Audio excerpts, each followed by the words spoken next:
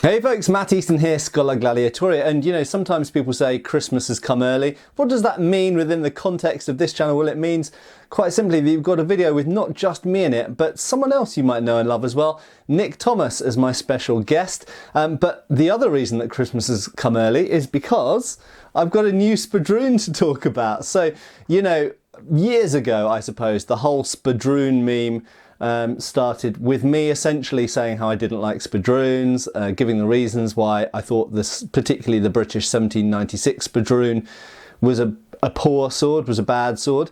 And then I posted videos to kind of expand on that and correct the point and say, look, you know, there are some good Spadroons, not all Spadroons are bad,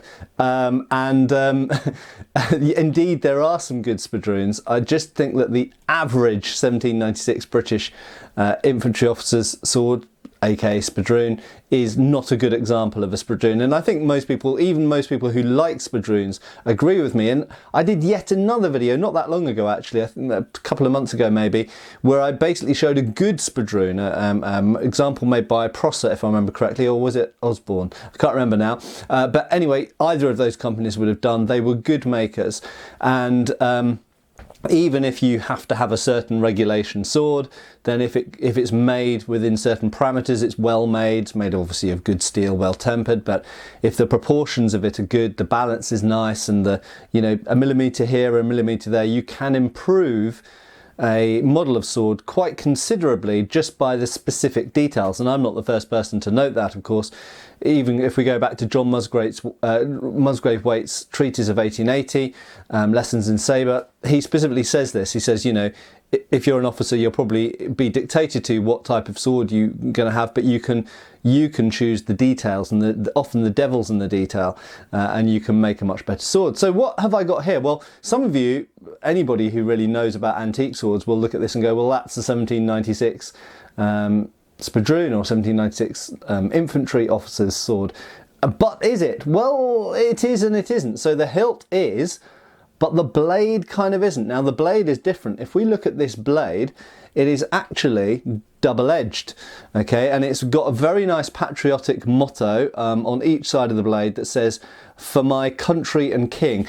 Because it's got quite dark patina on the blade, you won't be able to see that, but the motto is on the, if you imagine the cross section is hexagonal, but the flat bit is only very narrow, but it's got the motto on the flat bit, and then it's got the royal coat of arms down here with the lion and the unicorn. It doesn't have a maker's name, sadly, but it's clearly a good quality one, and the motto for king and country, or for country and king, is on the other side as well. And the whole blade, I can tell, was blued and gilded. There are remains of gilt, in other words gold, remaining at the base of the blades. The whole thing was, you know, a good quality piece. And you can see it's a very slender blade. It's more narrow than a normal 1796 infantry officer's sword. And it's fairly stiff. It's not super stiff, but it's fairly stiff, certainly as stiff as double-edged small swords. And in a way, we could argue that's kind of what it is. It's kind of an edged small sword. And in fact, a lot of the earliest small swords, before we get to the typical triangular section blade, hologram triangular section blades that we find, well, in fact, they do appear at the end of the 17th century, but they become really common in the 18th century. Before that, we get so-called transitional small swords, or transitional rapiers, which are the missing link, the connection between rapiers and small swords. And those do have scaled down rapier blades, which is really what this is. This is really no different to a rapier blade, but relatively small. You know, it's about 33 inches rather than 43 inches.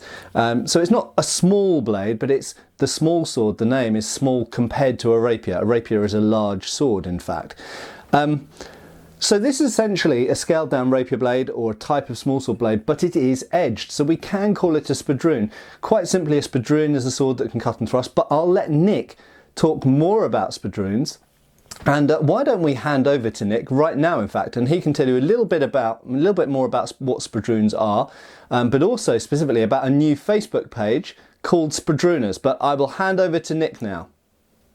Hi guys, Nick Thomas here from the Academy of Historical Fencing, and here to talk to you about Spadroons, Spadroon research, and specifically the Facebook group Spadrooners, which is dedicated to the Spadroon, funnily enough. And we are at the AHF. We spend a lot of time on the practice of infantry swordsmanship in the British Army from the Napoleonic period. And that is a time where quite a variety of swords were being used, specifically the broadsword and the sabre, but also the spadroon. And in fact, the spadroon was the standard infantry sword for that period. So you see a lot of them. Now, the spadroon doesn't get a lot of love, and I'm sure anybody that watches any channel to do with historical fencing or HEMA will get that impression. Okay, whether you like them or not, and whether they're a good sword or not, they are really, really important to the whole picture of British military swordsmanship. Now, they were being commonly carried by officers in the Napoleonic period, and to me, that makes them pretty damn interesting. So a lot of officers had to carry them, had to use them. They weren't just for dress wear, they were fighting swords. That's what they were intended for. Okay, so the spadroon, the light cut and thrust sword of primarily the 18th century and early 19th, but also they were first sort of appearing in the late 17th century, and even when they ended in service with the British in the sort of 1820s, they carried on at other nations. For example, with with America, the 1840 model NCO sword, which was used, for example, through the Civil War, and other nations had similar swords as well. So the group Spadrooners, anybody can join it, and it is dedicated to the research, practice, study, all sorts, everything related to spadroons. So that means if you want to sit at home and look at pictures or videos and see in discussion, you could join the group. If you like the antiques, that's great. If you collect antiques and you want to provide some data and some photos and show them off, that's awesome too. And also there's a lot of people in the group, like myself, who practice the actual styles that were being taught, and I then teach and fight with these spadroons as well. So that's all part of the group. So everything related to spadroons is going there. And largely that's because there are groups, forums and groups on Facebook dedicated to things like military sabre and broadsword, but the spadroon, as ever, doesn't get enough love, and it's sort of on the fringe there, despite the fact that it's actually part of the same style being used and carried by the same sort of officers as those other weapons. So yeah, there's an overview of the spadroon. And lastly, I would add, actually not quite lastly, the spadroons, obviously the 1796 example, Matt talks about this one a lot, and yeah, they often were terrible. And yet, spadroons, there are a whole range from very bad swords to adequate and some good fighting swords as well. So you get a whole spectrum, and even the bad ones, like some of the 1796 infantry officers, can be a ton of fun to spar with. And that's something that's really interesting with spadroons, is that from an antique collector's perspective, they look great and they are fantastic to actually collect and own. But from a HEMA or historical fencing basis, they're really fun to train with because they're so much faster and more agile than a broadsword and a lot of sabres. So you kind of get a bit of the small sword practice in with them, and yet you get in a really fast broadsword, and it makes it a much snappier fight than, say, a lot of sabre, particularly the Napoleonic period is. So, in terms of collecting, they're a lot of fun. There's some really nice examples out there, a massive variety as well, ranging from the late 17th century up into the 19th. And from a HEMA and historical fencing perspective, they're just a ton of fun. And that's what we're trying to do, is just bring them out into the limelight, get the community a bit more interested in them, and especially get more sort of cross-cooperation with the whole broadsword, sabre, spadroon community, because they're all related. So there you go. If you would like to see, discuss, and know more about spadroons, come to the Facebook group Spadrooners and join in.